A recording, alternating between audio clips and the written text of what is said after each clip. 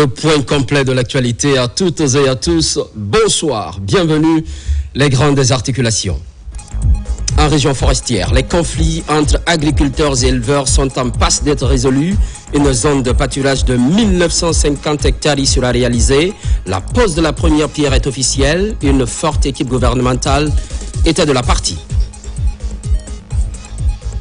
Les médias en première ligne pour le succès de Simandou 2040, un défi que s'est fixé la Cénamic, Semaine nationale des métiers de l'information et de la communication.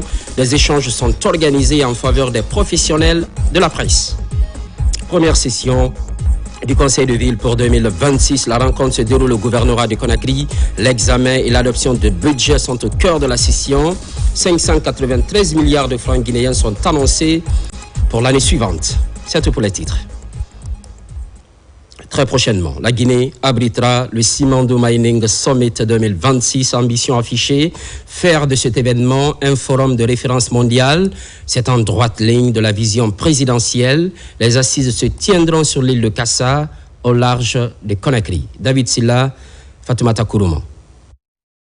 Grâce au leadership éclairé de son Excellence le président Mamadi Doumbouya, notre pays continue de renforcer sa crédibilité et d'asseoir son influence dans l'écosystème minier mondial.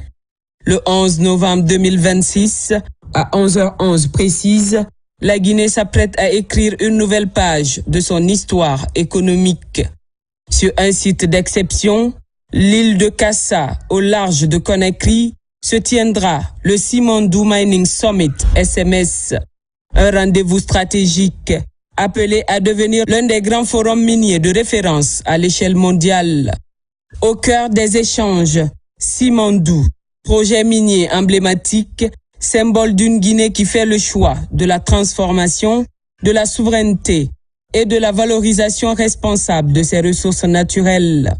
À l'instar du Mining Indaba en Afrique du Sud, du PDAC au Canada ou encore du Bauxite and Alumina Conference aux États-Unis, la Guinée aura désormais son propre rendez-vous mondial.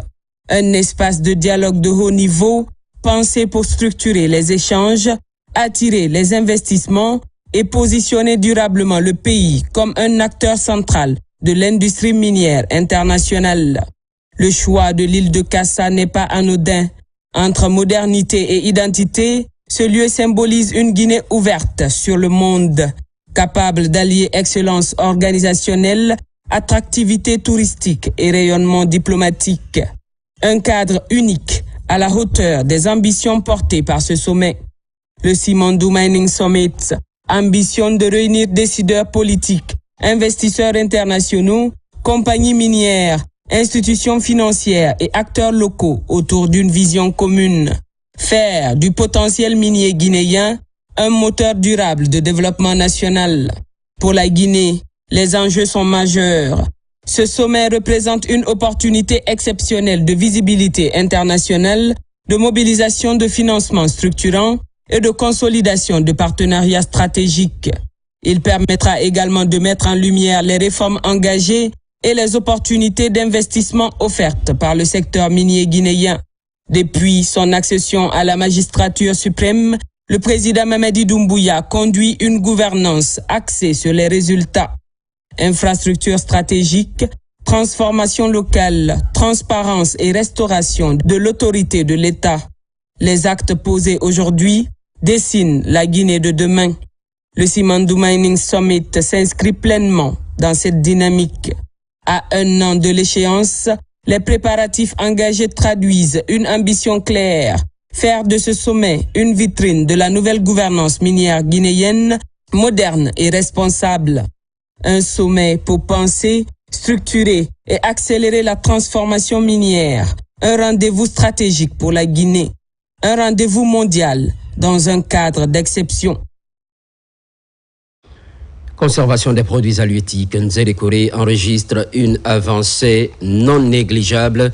L'entrepôt frigorifique régional dédié aux poissons ouvre officiellement ses portes. Une infrastructure stratégique au service de la sécurité alimentaire et de l'économie locale. Ousmane Bangoura.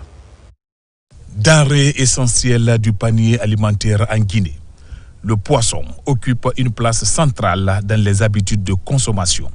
Sa conservation, cependant, requiert une maîtrise technique rigoureuse.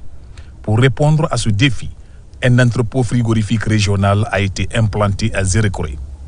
Une infrastructure désormais opérationnelle qui ouvre ses portes aux populations de toute la région, au grand soulagement des consommateurs et des acteurs de la filière halieutique. Nos mamans ont l'habitude de vendre au marché et à la soirée, le reste de poissons, ils n'ont pas où mettre. Mais ce frigo servira de relais chaque soir de revenir déposer et reprendre le lendemain pour amener au marché. Je rappelle que ce projet est une initiative personnelle et financée par le président de la République. Il a initié ainsi pour renforcer la sécurité alimentaire et améliorer la santé et le bien-être des Guinéens, en particulier de la région forestière. D'une capacité de stockage de plus de 400 tonnes, cet entrepôt frigorifique est conçu pour maintenir une température contrôlée comprise entre moins 15 et moins 25 degrés Celsius. L'entrepôt frigorifique de Zérékoré, objet de la présente cérémonie, est une infrastructure majeure. Initialement prévu pour 250 tonnes, a été élargi à 500 tonnes, avec une capacité de stockage de 400 tonnes. L'objectif visé est la création d'un dépôt des produits de pêche capable de conserver et de stocker les produits congelés de la pêche maritime, les produits de la pêche fluviale, les produits de la pisciculture. Après Cancan, c'est au tour de Zérékoré de recevoir aussi sa chambre. Et ce n'est pas fini. Notre président a montré et démontre qu'il ne veut pas de bonheur solitaire ni de prospérité isolée. C'est pourquoi aucune partie du pays n'est oubliée ni abandonnée à elle-même. Sous l'impulsion du gouvernement guinéen, l'entrepôt frigorifique de Zérékoré est une infrastructure stratégique au service de la conservation du poisson et du développement économique local. À travers un secteur de la pêche bien organisé, bien structuré, ça va créer beaucoup d'emplois. Ça va créer des emplois pour les femmes, ça va créer d'emplois pour les jeunes. Avec la pisciculture qui va être lancée avec force en 2026, ça va nous permettre de donner de l'emploi à nos enfants qui se posent des questions sur leur avenir. Donc, Monsieur le ministre de la Pêche et de l'économie bleue, vous avez une lourde charge pour 2026. Faire que le secteur de la pêche soit un secteur pourvoyeur de revenus pour nos concitoyens et aussi un secteur créateur d'emplois de manière exceptionnelle pour que nos enfants puissent trouver un emploi, même ceux qui sont à l'intérieur du pays, dans le secteur de la pêche. Ce projet présidentiel, financé par l'État guinéen, vise à renforcer les capacités de conservation, à réduire les pertes post-capture et à améliorer l'accès des populations à des produits halieutiques de qualité. C'est une habitude. À la peau dure, dans la 4e région du pays, les conflits récurrents entre agriculteurs et éleveurs. Certainement, la problématique trouve enfin solution. Cela passe par la réalisation d'une zone de pâturage. Elle s'étend sur 1950 hectares. La pose de la première pierre est officielle. Le Moussa Gakité. Le ministre de l'Élevage donne le coup d'envoi des travaux d'aménagement de la première zone de pâturage moderne de 1950 hectares à Fumbadou, préfecture de Lola. L'initiative vise à apaiser les tensions et à favoriser une cohabitation pacifique entre éleveurs et agriculteurs des préfectures de Bola et de Lola. La réponse durable, structurante et pacifique réside dans l'aménagement et la sécurisation des espaces pastoraux conformément aux dispositions du Code pastoral guinéen et la vision de transformation structurelle portée par son Excellence M. Mamadi Doumbouya, président de la République. Un espace pastoral aménagé est un espace multifonctionnel.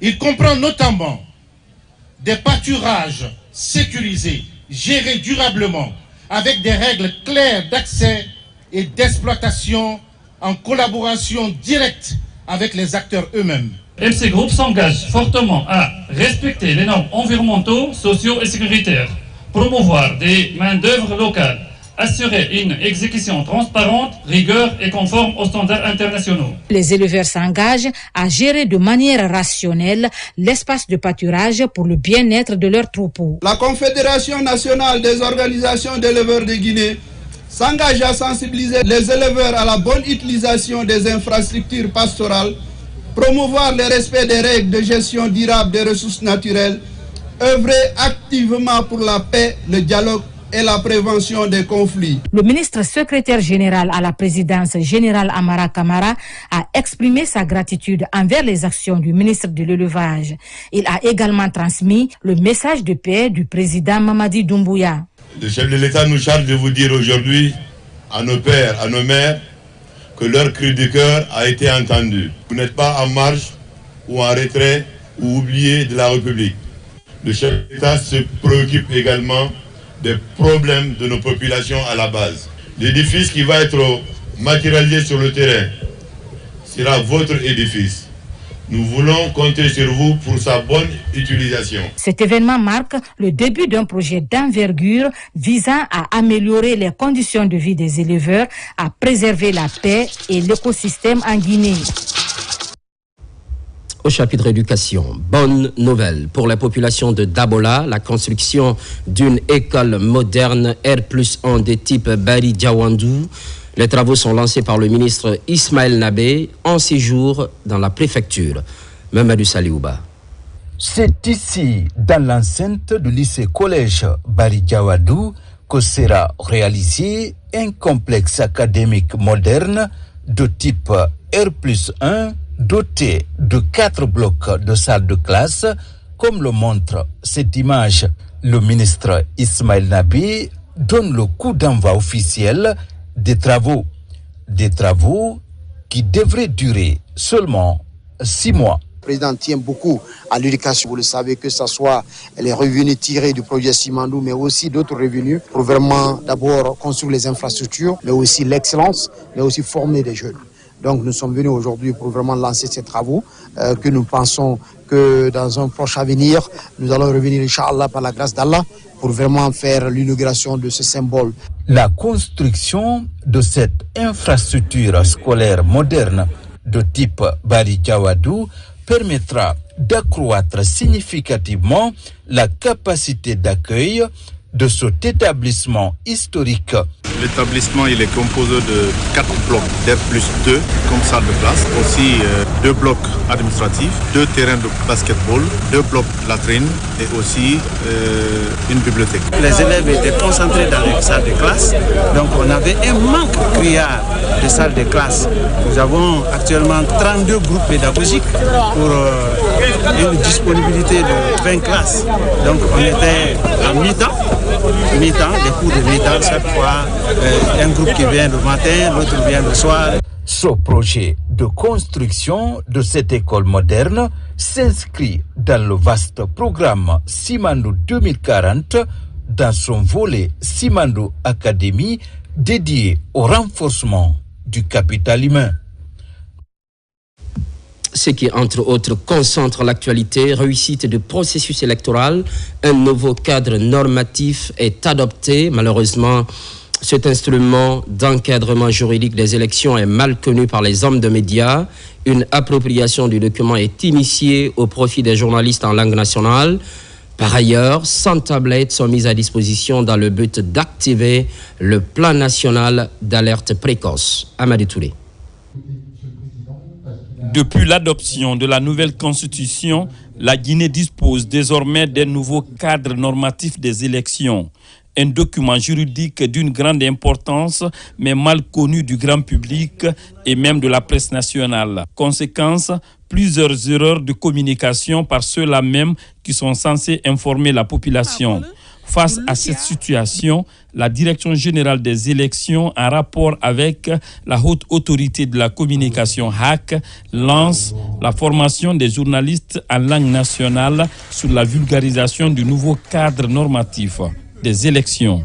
Cette innovation va beaucoup aider, c'est la compréhension, ça va lutter contre la désinformation, mais ça va lutter aussi contre les fake news qu'on dit souvent. Les gens inventent des choses qu'ils ne connaissent pas, mais ça va aider aussi la grande majorité de la population à comprendre le déroulé du processus électoral dans notre pays. Tout le monde le reconnaît, le rôle pacificateur que la presse a joué.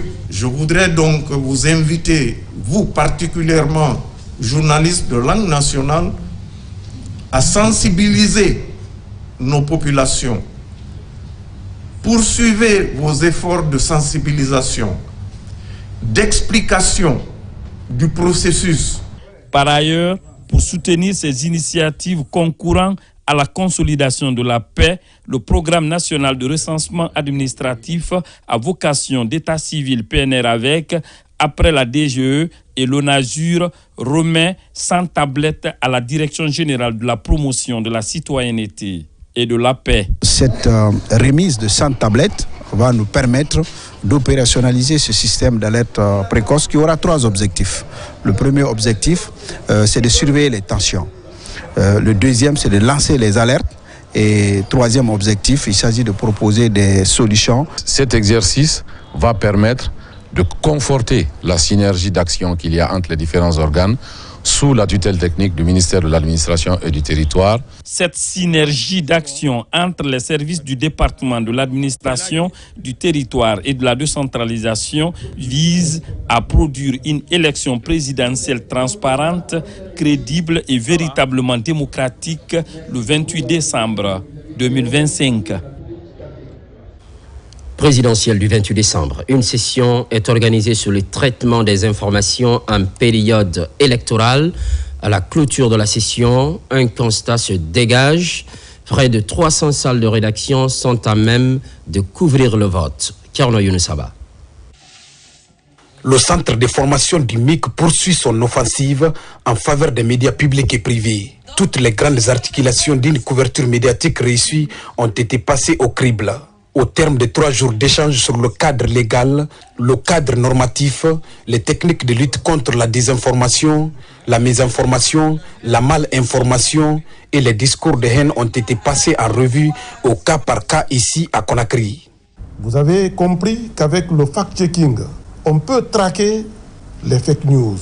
On peut empêcher les dérives communicationnelles qui peuvent porter atteinte à l'équilibre social et au vivre ensemble. Vous avez compris qu'en luttant contre les discours de haine, on peut stabiliser notre nation. Vous avez compris qu'en maîtrisant les techniques d'animation des émissions interactives, on peut éviter d'invectiver et de mettre justement sur scène certaines réalités qui peuvent compromettre la stabilité sociale et la paix nationale.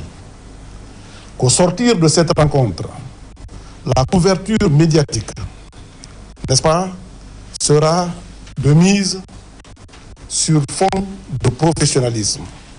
Les participants particulièrement impressionnés par la qualité des débats et la pertinence des sujets n'ont pas caché leur satisfaction. Nous sortons avec beaucoup plus outillés, il faut l'avouer, sur la couverture d'une élection en Guinée. En tant que journalistes, nous promettons d'appliquer à la lettre les leçons, les conseils et recommandations faits à l'issue donc de cette rencontre. Comme quoi le centre de formation, les médias publics et privés restent rendez-vous pour une présidentielle apaisée et crédible en Guinée. Pour le succès de Simandou 2040, les médias sont sollicités. C'est l'une des priorités de la Sénamique, Semaine nationale des métiers de l'information et de la communication. L'événement vient de s'achever à Conakry après plusieurs jours d'échanges entre les professionnels de la presse autour de ce programme de développement. Son Assagnon. Après plusieurs jours d'échanges, de formation et de réflexion, la Semaine nationale des métiers de l'information et de la communication Sénamique a officiellement pris fin. La cérémonie de clôture, les chants symboles, a délivré des messages forts pour l'avenir du secteur des médias en Guinée. Cette Semaine des métiers de l'information et de la communication a pour ancêtre la célébration de la Journée mondiale de la liberté de la presse en 2022. On a fait cette année, on a fait en sorte que la semaine continue à survivre. Notre objectif l'objectif, c'est dans les années à venir, c'est d'en faire un événement international. Tout au long de la semaine, la Cénamic a été rythmée par de nombreuses activités, panels thématiques, ateliers de renforcement de capacités, expositions et débats. Les discussions ont porté, entre autres, sur la liberté de la presse, la lutte contre la désinformation, l'impact du numérique, ainsi que le rôle des médias dans la consolidation de la paix et de la cohésion sociale. Nous sommes très satisfaits par d'abord la qualité de l'organisation, mais aussi surtout la prestation de tous ces panélistes qui ont respecté, que ce soit la première thématique sur comment les métiers de l'information et de la communication peuvent-ils contribuer à la réussite du programme Simandou, jusqu'au dernier panel sur l'écriture journalistique face à l'intelligence artificielle. Le public, de par sa participation en posant ces questions, a montré de l'intérêt à cette semaine nationale des métiers de l'information et de la communication. Donc, en termes de résultats, nous pouvons dire que tout ce que nous avions mis au programme a été respecté. Placé sous le thème « Comment les métiers de l'information et de la communication peuvent-ils contribuer à la réussite du programme Simandou 2040 », cette édition a réuni journalistes, communicateurs, responsables d'organes de presse, étudiants et acteurs du numérique. Un objectif clair, valoriser les métiers de l'information et de la communication et renforcer leur contribution au développement social et économique de la Guinée. À présent, cette décision de la HAC portant suspension de la diffusion de la chaîne de télévision Africa 24 pour exercice illégal en République de Guinée. Vu la Constitution, vu la décision numéro 017 HAC P 2025 relative à la couverture de la campagne pour l'élection du président de la République par les médias privés, vu les rapports du service monitoring constatant la diffusion de reportages réalisés sur le territoire national sur la campagne électorale sans aucune autorisation préalable de la Haute Autorité de la Communication, décide, article 1er, la suspension de la diffusion de la chaîne de télévision Africa 24 sur le territoire guinéen pour exercice illégal de la profession par ses équipes de reportage qui couvrent la campagne pour l'élection du président de la République sans accréditation par la Haute Autorité de la Communication HAC, l'occultation de la chaîne Africa 24 du bouquet Canal+ sur le territoire national, ce conformément aux dispositions des articles 1er et 18 de la loi organique L 2020 0010 AN de juillet 2020 portant attribution, composition, organisation et fonctionnement de la Haute Autorité de la Communication HAC de la République de Guinée et de l'article 72 du Code électoral. Article 2. La présente décision qui prend effet à compter de la date de sa signature sera enregistrée et publiée au journal officiel de la République. Conakry, le 21 décembre 2025, pour la Haute Autorité de la Communication, le président Boubacar Yassine Diallo. Ont siégé Fodé Bouya Fofana, Mariama Kamara, Amadou Touré, Adja Sarata Keita, El Hadji Gelimori Dioubate, Adja Oumoul Kairi Sherif, Ahmed Kami Kamara, Mariama Donzo, Fanta Dopavogi.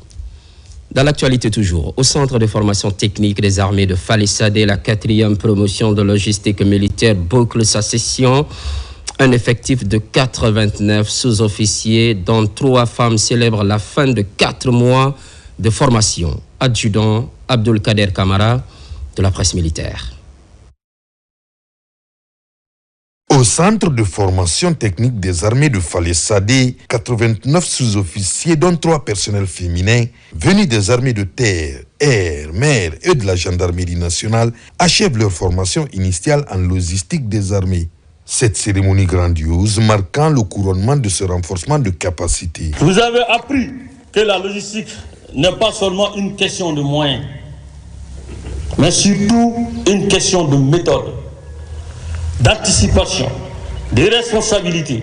Un logisticien doit être capable d'évaluer une situation, de prévoir les besoins, de réagir dans l'urgence et d'assurer la continuité des opérations, quelles que soient les conditions. Durant 4 mois, ces jeunes logisticiens ont bénéficié de connaissances basiques sur la logistique militaire. Ces stagiaires comptent mettre en application les savoirs acquis au profit de leurs unités d'origine. Ça m'a permis aujourd'hui de connaître la tâche réelle d'un logisticien. Nous serons aussi en mesure de restituer ce que nous avons eu à apprendre au centre technique de Fally Sadé. Représentant le chef d'état-major général des armées, le directeur général adjoint des logistiques militaires a réitéré la volonté de la hiérarchie de faire de la formation le socle de la montée en puissance de la vaillante armée guinéenne. La logistique, c'est le cœur invisible de la victoire. C'est la force silencieuse qui permet aux soldats de tenir, au commandement de manœuvrer et à l'armée d'avancer.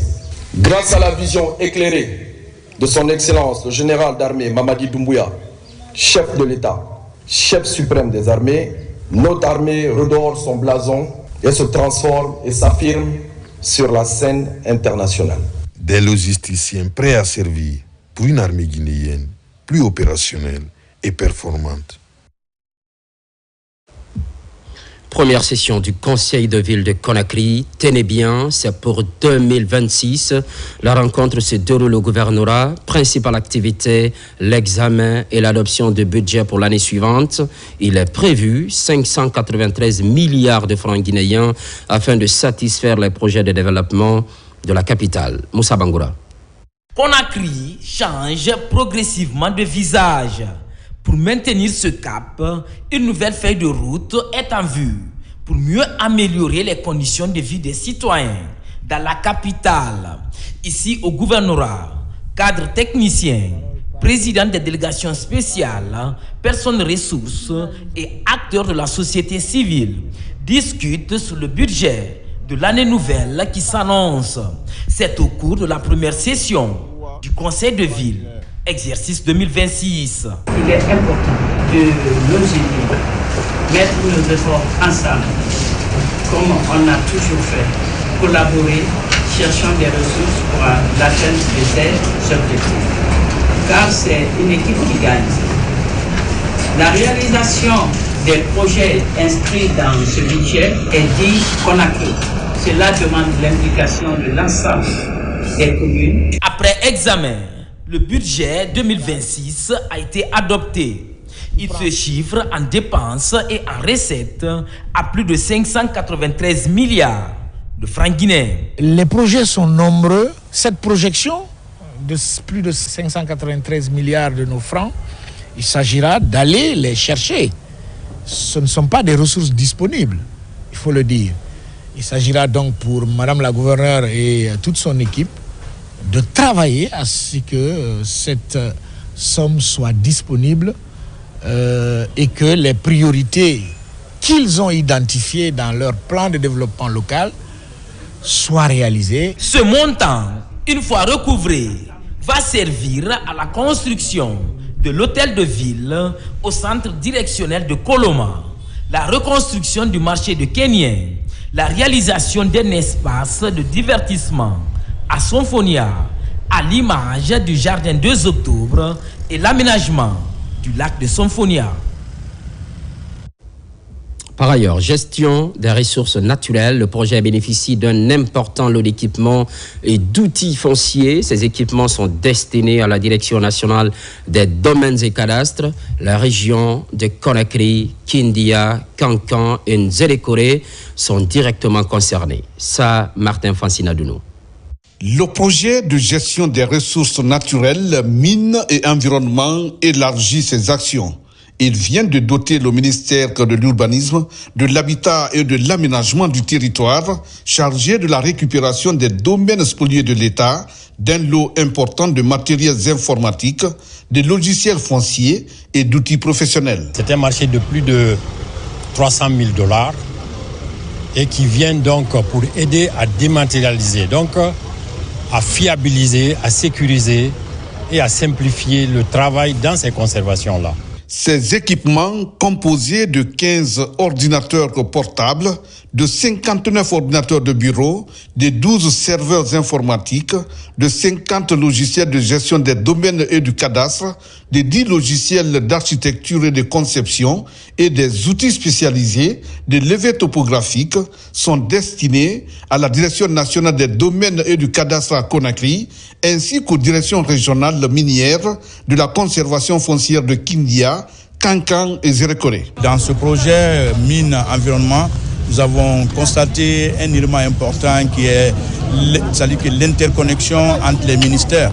Un budget, on le transfère dans un autre ministère ou pour pouvoir mieux structurer les domaines gérés et sécurisés, pour nous, c'est un élément très important. Le ministre des Mines et de la Géologie, représentant son homologue de l'urbanisme, Mori Kondé, mesure le rôle stratégique du projet Mines et Environnement dans l'accompagnement de l'État guinéen pour une gestion durable, transparente et sécurisée des documents fonciers. Ces différents équipements permettront à ces services de pouvoir améliorer leur processus, de digitaliser davantage les procédures de gestion administrative des documents afin que les documents du foncier puissent être sécurisés. Le ministère de l'Urbanisme dispose désormais d'outils adaptés pour relever les défis liés à la récupération des domaines spoliés de l'État et à la sécurisation des actes de propriété. Secteur de la pêche, assistance des professionnels du domaine, ce sont des matériels destinés à renforcer les capacités opérationnelles. Ils sont essentiellement composés de moteurs hors-bord, des équipements de travail favorablement accueillis par les bénéficiaires. Mamadi Gassama. Au débarcadère de Kaporo, c'est une ambiance bon enfant qui règne au sein de la communauté des pêcheurs.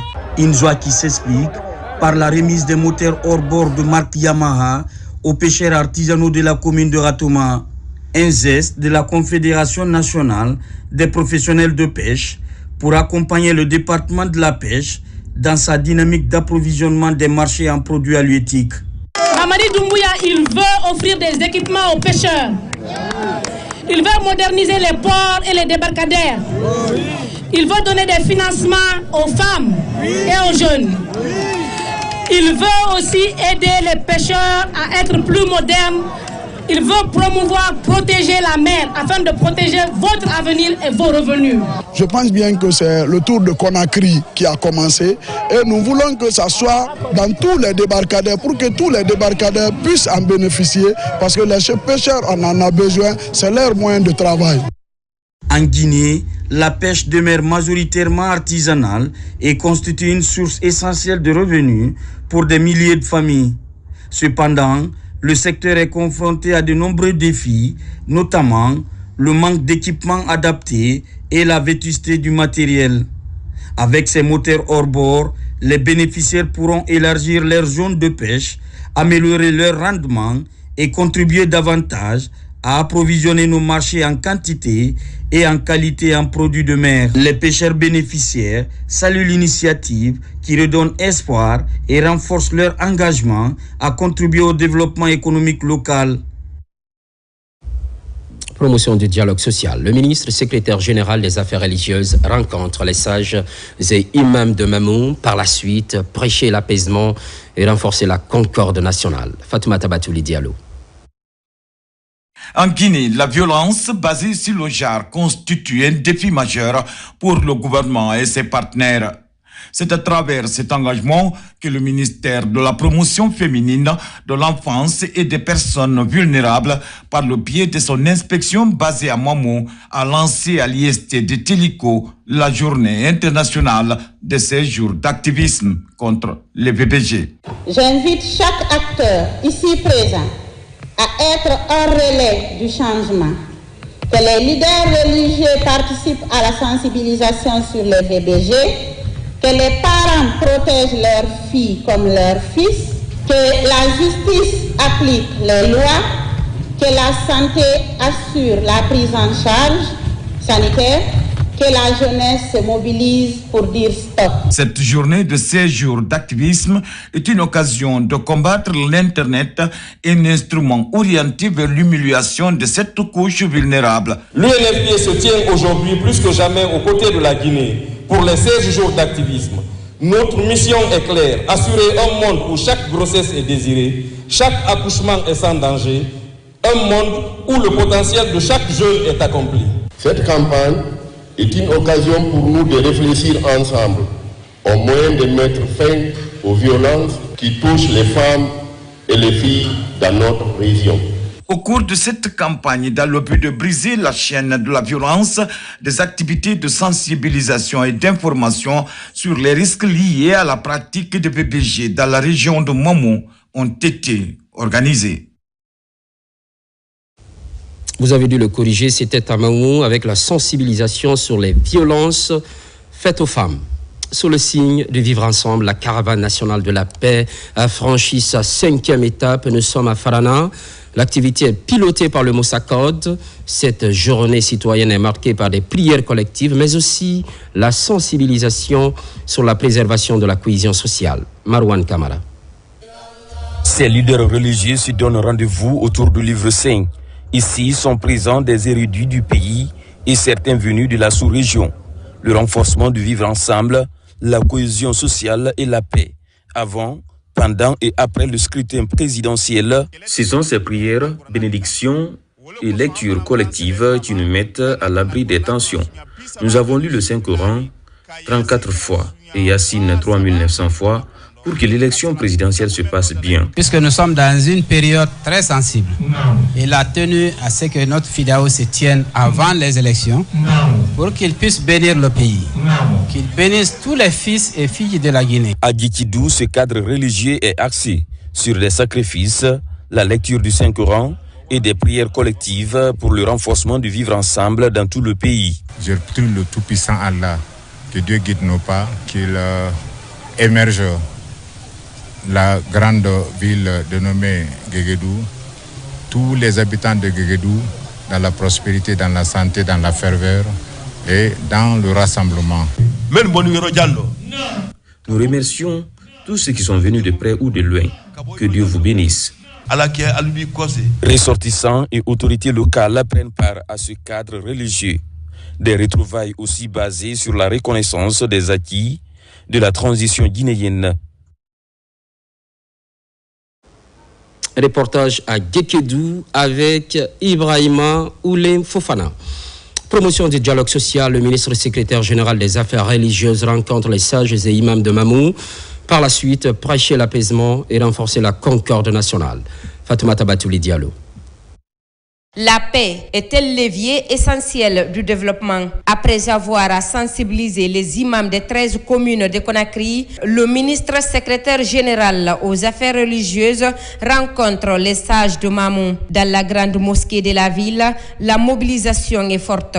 À travers des prêches, des messages de paix sont transmis aux imams pour garantir une Guinée apaisée et sans violence, valeur cardinale de l'islam. Vous êtes les mieux placés en tant qu'une communauté religieuse de Moyen-Guinée de prier pour la paix en Guinée et vous demandez respectueusement à inviter la population guinéenne à s'abstenir de toutes les communications de comportements susceptibles à la haine, à la violence, à la division, pendant, avant et après l'élection présidentielle. Les imams venus de toutes les sous-préfectures de Mamou affichent leur volonté de promouvoir le dialogue, l'entraide, le vivre ensemble et la responsabilité collective pour l'intérêt supérieur de la nation. Il nous a demandé de bénir pour la Guinée, pour que cette paix-là demeure et que cette phase-là que nous traversons se passe dans de très bonnes conditions et que le profit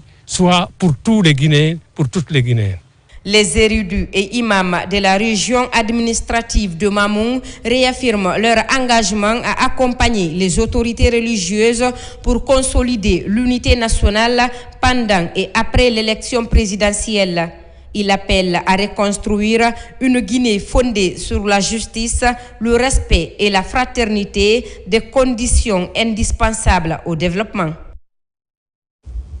Au même moment, la caravane nationale de la paix a franchi sa 5e étape. Nous sommes à Farana. Cette journée citoyenne est marquée par des prières collectives, mais aussi la sensibilisation sur la préservation de la cohésion sociale. Marwan Kamara. Après un accueil chaleureux dans plusieurs préfectures de la Basse-Guinée et de la Guinée forestière, la caravane nationale de la paix poursuit son périple dans le Sankara. Une 5e étape placée sous le signe du rassemblement et de la responsabilité citoyenne à l'approche de l'élection présidentielle. Chez le patriarche de Farana, la délégation du Mosacode, accompagnée du ministre de la Défense nationale, a sollicité auprès des leaders religieux des prières de bénédiction pour un scrutin réussi et apaisé. Nous prions Dieu de bien vouloir préserver le peuple de Guinée, que ces élections se passent dans les meilleures conditions, dans la paix, dans la quiétude, dans la fraternité, comme la Guinée a toujours été, et avec eux, Guinéens. Et nous prions Dieu que cet esprit revienne, que tout le monde observe cette fraternité. Au-delà de la spiritualité, le Mosacode multiplie les actions de sensibilisation à l'endroit des populations de Farana. Dans cet espace public, les messages livrés vont dans le sens de la préservation de la quiétude sociale et de la promotion du dialogue en cette période décisive pour le pays. Nous sommes très contents de votre mobilisation. Nous vous demandons de cultiver la paix. Elle est nécessaire pour tous, surtout pendant les élections. Alors, nous prions que cette paix règne en Guinée et Dieu protège nos dirigeants.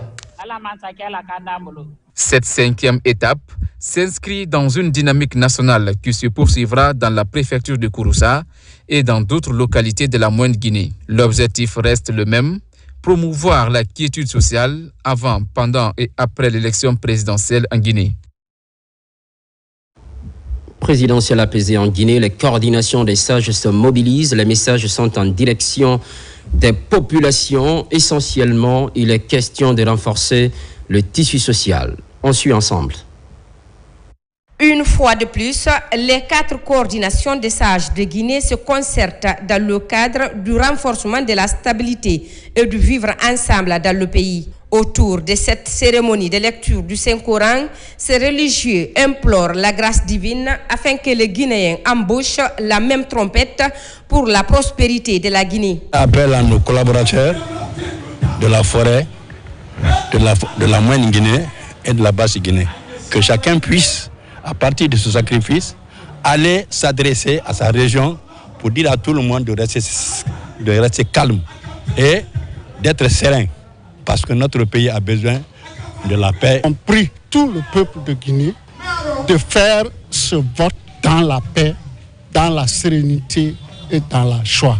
Cet appel à la paix, initié par la coordination Mandingue, intervient en pleine campagne électorale. Les sages des 4 régions naturelles du pays et les initiateurs de la rencontre invitent les populations au calme et à la tolérance. Nous pouvons aller vers les sages, vers les imams, d'appeler Dieu pour que Dieu anime le cœur de ces jeunes pour qu'ils soient vraiment à l'abri de la manipulation. Nous demandons à l'ensemble des citoyens de ce pays, le 28 décembre, d'aller voter et retourner à la maison et attendre l'organe qui est chargé de gérer les élections, proclamer les résultats et une fois que le résultat est donné, rester derrière les résultats. Au-delà de cette journée de sacrifice et de bénédiction, les initiateurs comptent aussi faire participer les citoyens au dialogue et surtout à la promotion de la non-violence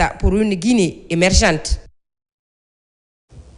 Dans la même logique, les vendeurs de friperies rejoignent la tendance. C'est une sensibilisation au cœur du grand marché de Madina. Mohamed Chérif Kamara. À quelques jours de l'élection présidentielle, l'Association des vendeurs de friperies de Guinée a initié une campagne de sensibilisation au cœur du grand marché d'Avaria. L'objectif de cette démarche est d'appeler les citoyens à préserver la paix, la cohésion sociale et le vivre ensemble durant cette période électorale. Cette association a décidé de rentrer dans l'histoire en essayant de participer à la reconstruction de la République de Guinée par une campagne de mobilisation pour qu'on puisse sensibiliser les citoyens de la République de Guinée pour qu'à l'issue de cette élection, que les Guinéens puissent travailler main dans la main. Nous avons pris pour thème ces petits courts messages pour véhiculer à nos braves mamans, à nos frères, à nos sœurs. La paix, sans elle, rien n'est possible. C'est la condition primordiale de l'équilibre de toute une société. Placée sous le signe de l'unité nationale, cette campagne a permis à ces hommes et femmes de lancer un appel pressant à l'endroit des familles guinéennes, les invitant à adopter un comportement responsable avant, pendant et après le scrutin. Quand nous partons pour le vote, nous devons voter dans le calme, sensibiliser nos enfants et nos maris d'être calmes. Nous sommes au marché dans la paix et nous devons élargir cette paix.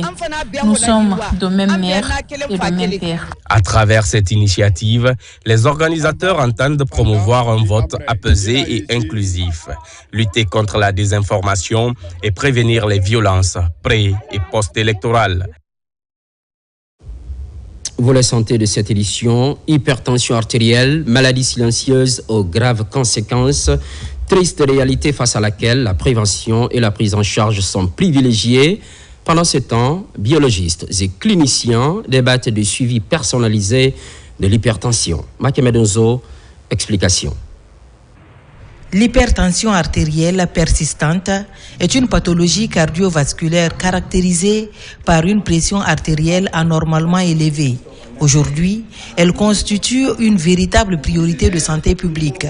C'est dans ce cadre que le cabinet médical guinéo-allemand, une structure spécialisée dans la prise en charge et la prévention médicale, renforce les échanges entre biologistes et cliniciens. Nous travaillons depuis longtemps en bonne collaboration avec les médecins à Conakry. Et je trouve cette collaboration très importante pour nous tous parce qu'ensemble, nous améliorons les soins de nos patients et on fait avancer la médecine moderne en Guinée. Au cours de cette rencontre médicale, des appareils de mesure, des médicaments ainsi que des enseignements riches et pratiques portant sur les symptômes et la prévention de l'hypertension ont été présentés. Ce que nous apprenons ici comme information clinique, nous le répertorions au niveau des malades en leur disant que c'est nécessaire de faire par exemple ces examens.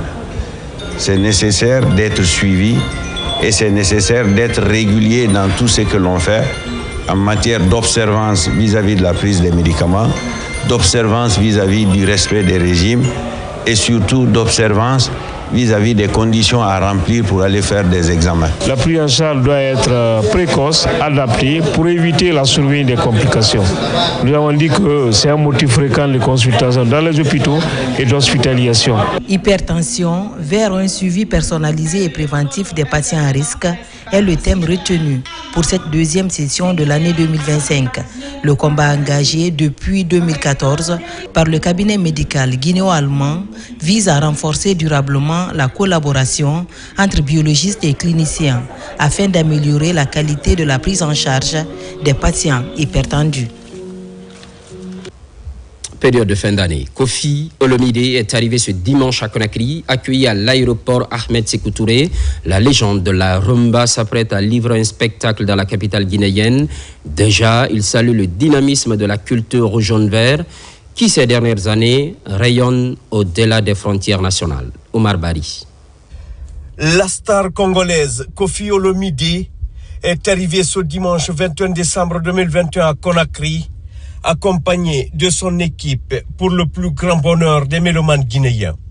Surnommé le Grand Mopao, l'icône de la musique africaine se produira le jeudi 25 décembre 2025 sur l'esplanade du Palais du Peuple lors d'un concert très attendu qui s'annonce exceptionnel. Figure emblématique de la rumba congolaise, Kofi Olomide promet un spectacle d'une intensité électrique, mais la maîtrise artistique, énergie scénique et communion avec le public guinéen. Sa musique, qui traverse les générations et rassemble les peuples, continue de marquer l'histoire culturelle du continent africain. À son arrivée à l'aéroport Ahmed Sékou Touré, l'artiste s'est dit heureux de fouler le sol guinéen, saluant le dynamisme culturel du pays qui, ces dernières années, rayonne bien au-delà de ses frontières. Une reconnaissance en droite ligne avec le pilier 2 du programme Simandou 2040, axé sur la promotion de la culture et de l'éducation. Si Conakry savait à quel point mon cœur vibre déjà pour Doumbouya Mamadi, l'homme qui aime son peuple, qui aime ses compatriotes. Je le dis parce que je vous regarde de loin. Je sais, dans la politique, il y a toujours des opposants, mais on n'est pas obligé, étant opposant, d'être opposé. On peut être opposant et accepter les réalités. Je suis là pour la Guinée, je suis là pour les Guinéennes, mais j'ai beaucoup d'amis, beaucoup d'attaches, beaucoup d'affection pour votre pays. J'ai été impressionné la première fois. Et là, depuis 4 ans, ce qui arrive à la Guinée avec cet homme, ce monsieur, est juste fabuleux. Moi, j'aimerais que tous les Africains regardent dans la direction de monsieur Doumbouya. Avec plus de 5 décennies de carrière, Koffi Olomide s'impose comme une légende vivante de la musique congolaise et africaine. Auteur de nombreux albums à succès, il a marqué l'histoire en devenant le premier artiste noir africain à remplir la salle de Bercy à Paris, un exploit qui a ouvert la voie à de nombreux talents africains sur les grandes scènes internationales. Le rendez-vous du 25 décembre sur l'esplanade du Palais du Peuple s'annonce ainsi comme un moment historique, une célébration de la musique africaine portée par l'un de ses plus illustres ambassadeurs. Conakry s'apprête à vibrer au rythme du Mopao.